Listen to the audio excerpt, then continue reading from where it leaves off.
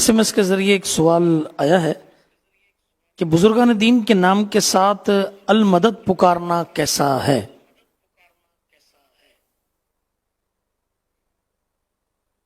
کوئی حرج نہیں ہے. اللہ پاک اپنے نیک بندوں کو طاقت دیتا ہے اور وہ امداد کرتے ہیں. مزید دلائل مفتی صاحب سے سن لیتے ہیں. جی، اصل یہی نظریہ اور اعتقاد ہے جو آپ نے ارشاد فرما دیا کہ پیش نظر یہ ہونا چاہیے کہ اللہ پاک کی عطا سے مدد کرتے ہیں. جب یہ نظریہ ہوگا تو پھر تمام کے تمام جو شرک و کفر کے فتوے ہوتے ہیں، جو احکام لگائے جاتے ہیں، وہ سب ختم ہو جائیں گے. کیونکہ جب ہم نے اس بات کو تسلیم کر لیا کہ یہ اللہ پاک کی طرف سے مدد ہے، جو ان کو عطا کی گئی ہے اس سے وہ مدد کر رہے ہیں، تو یہ بات ہی ختم ہو گئی کہ یہ خدا نہیں ہے، بلکہ یہ خدا کے بندے ہیں، اور خدا کے بندوں سے خدا کی دی ہوئی قدرت کے مطابق مدد مانگی جا رہی ہے. اللہ پاک نے قرآن مجید فرقان حمید میں سورۃ المائدہ میں ارشاد فرمایا کہ انما ولیکم اللہ ورسولہ والذین آمنوا الذین یقیمون الصلاۃ ویؤتون الزکاۃ وہم راکعون، کہ بے شک تمہارے جو مددگار ہیں وہ اللہ ہے، اس کا رسول ہے، اور وہ ایمان والے ہیں کہ جو نماز ادا کرتے ہیں اور زکوٰۃ دیتے ہیں اس حال میں کہ وہ رکوع کے اندر ہوتے ہیں. یعنی نیک مومنین کو اللہ پاک نے دوسرے مومنوں کا مددگار قرار دیا ہے. تو یہ مدد بھی خصوصی مدد ہے، ورنہ ہر طرح کی مدد یہ عام فاسق بندہ بھی کر دیتا ہے، عام شخص بھی کرتا ہے. تو اللہ اور اس کے رسول کی اور خاص مومنوں کی جو مدد ہے نیکوکاروں کی، وہ ایک خصوصی مدد ہوتی ہے جس کا یہاں پر اللہ پاک نے تذکرہ فرمایا ہے. اسی طرح مشہور حدیث مبارکہ ہے،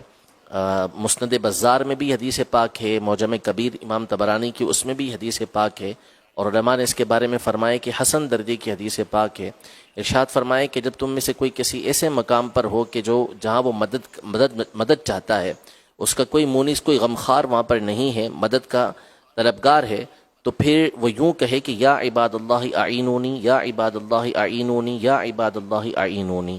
کہ اے اللہ کے بندو میری مدد کرو، اے اللہ کے بندو میری مدد کرو، اے اللہ کے بندو میری مدد کرو. تو یہاں پر واضح طور پر ارشاد فرمایا کہ جب کسی مقام پہ مدد کی حاجت ہے تو وہ اللہ کے بندوں کو وہاں پہ پکارا جا رہا ہے، حالانکہ اس وقت اس مقام پہ کوئی موجود نہیں ہوتا. امام احمد بن حنبل رحمۃ اللہ تعالی علیہ، جو امام اہل سنت ہیں اور مجتہد امام ہیں، ان کے بیٹے روایت کرتے ہیں کہ امام احمد بن حنبل رحمۃ اللہ تعالی علیہ فرماتے ہیں کہ ایک مرتبہ میری سواری ہم جا رہے تھے قافلے میں، تو دوڑ گئی، بھاگ گئی. تو میں نے فوراً اس حدیث پاک پر عمل کرتے ہوئے یہ الفاظ کہے کہ یا عباد اللہ احبسونی، کہ اے اللہ کے بندو اس کو روکو. تو فرماتے ہیں کہ خود بخود وہ سواری اپنی جگہ پر رک گئی. اسی طرح اور بزرگوں نے بھی لکھا. امام طبرانی نے اس حدیث پاک کو روایت کرنے کے بعد ارشاد فرمایا کہ وہذا مجربن، یعنی یہ حدیث مبارکہ ایسی ہے کہ جس کا تجربہ کیا گیا ہے، تجربہ شدہ ہے، کہ جیسا بیان کیا گیا ویسا ہی ہوتا ہے کہ جب مدد مانگتے ہیں تو اللہ پاک اس مدد کو، اللہ پاک کے بندے اللہ پاک کی عطا سے مدد فرماتے ہیں. اسی طرح امام ابن ابی شیبہ رحمۃ اللہ تعالی علیہ، جو امام بخاری امام مسلم کے اساتذہ میں سے ہیں، انہوں نے اپنی مصنف کے اندر مشہور حدیث مبارکہ روایت کی ہے کہ حضرت بلال بن حارث المزنی، ایک صحابی رضی اللہ تعالی عنہ سے، کہ حضرت عمر رضی اللہ تعالی عنہ کے دور میں قحط پڑا، اور نبی پاک صلی اللہ علیہ وسلم کی بارگاہ میں صحابی، جن سے مراد یہ بلال بن حارث ہیں، یہ حاضر ہوئے، اور یعنی وصال کے بعد نبی پاک صلی اللہ علیہ وسلم کے، تو آپ نے آ کے مزار پہ عرض کی کہ آپ کی امت جو ہے وہ پیاسی ہے، بارش نہیں ہو رہی، تو آپ اللہ سے ہمارے لیے بارش طلب کیجئے. تو نبی پاک صلی اللہ علیہ وسلم ان کے خواب کے اندر آئے، اور خواب میں آ کے فرمایا کہ عمر کو جا کے اس بات کی خبر دو کہ ان قریب بارش یہ برسے گی. اور پھر ایسا ہی ہوا کہ بارش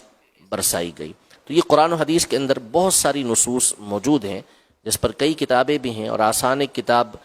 کرامات شیر خدا جو امیر اہل سنت کی کتاب ہے، اس کے آخری کے اندر بھی اس حوالے سے کافی سارے سوال جواب بھی ہیں، دلائل بھی اس کے اندر مذکور ہیں.